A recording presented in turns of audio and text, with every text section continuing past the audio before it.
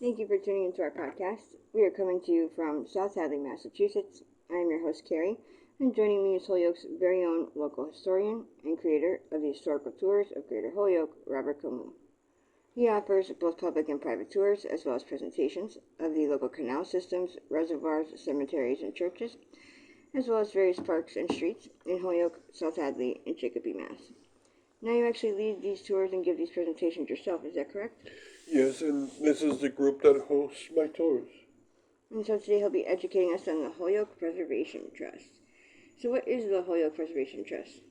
It's a group that started 10 years ago in order to help Holyoke keep its old buildings. And by doing that, it has educational programs and it offers many things during the year for people to participate. And we'll talk about the events that it does have and where they've met in the past and where they meet now and what direction they're going to be headed in. And the Holyoke Preservation Trust, abbreviated HPT, is trying to help people learn about Holyoke and get involved in Holyoke's history, trying to help landowners develop a way to improve their households, trying to get people interested in the subject, and that's, of course, very difficult. And it does this in order to make Holyoke look better. It supports many things around the city, such as the Community Preservation Act, those stairs, the Holyoke Library, and all the endeavors. It's hard. It's hard because there's only a small amount of interest at this point, and so they tried to build up the interest by having lots of events. And so what are some of the events that HPT hosts? Okay, every year for the past 3 years, they've had a annual garden tour where they go around 10 different places around Holyoke and they look at the gardens that are usually at the homes of different people around the city. Sometimes they have institutions, and the people buy a ticket, about $20 for the day, and they go to the 10 different locations and they look at all these beautiful gardens. Of course, you don't realize how good the gardens are until you go around back. So a lot of the best places around Holyoke are hidden from view.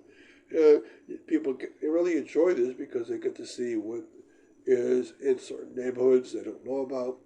Also, the institutions have gardens.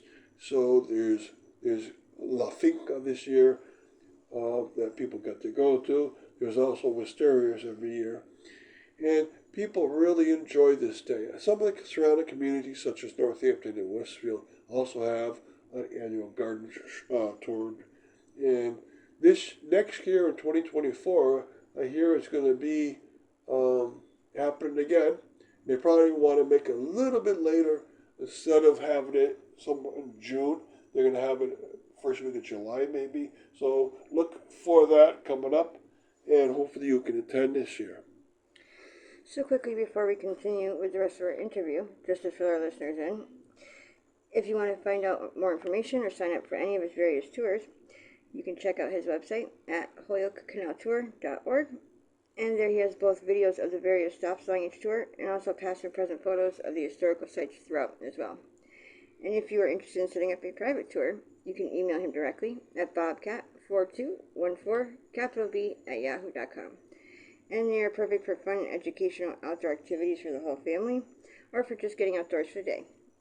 So getting back to our interview, where does HPT meet? Well, for 9 years, they met at Gateway City Arts, and that was a great place, and it was historic. From now on, they're going to be meeting at the Masonic Temple on Chestnut Street, and that's fine. Again, it's a historic place made in 1920. So they have nice places to work and meet for their annual meetings and for their monthly meetings. So I'm part of this group, so it's great to go to their meetings and be involved in all that they do. And they do a lot, and they try to get people involved in restoration, so that's great. And so what direction has HPT been going in? Okay, so they've been hosting my tours and presentations around Holyoke and around the communities such as Chicopee and South Hadley. And they usually have one person in the group of 10 actually go on a tour with me. And they have their own educational programs. About once a year they have something going on. And besides that garden tour, they've started up 2 years ago having an annual art show, and they choose different themes every year. Last year happened to be the Olmsted theme of if there's a Olmsted landscape within Holyoke, then you can make an artistic rendition of it and send it in, and that worked out really well. This year they changed the theme because this is Holyoke's 150th, so I think it was called Looking Back, Looking Forward, and you could talk about Holyoke's past and what it should be in the future.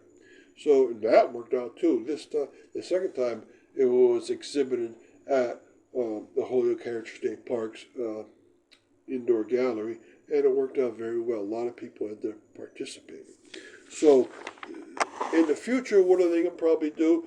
Well, I would bet they keep trying to get more people involved, keep trying to get people to know that they exist.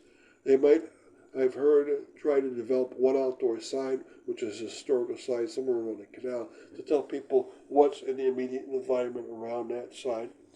And I think also that they'll develop in a direction of getting more involved in restoration.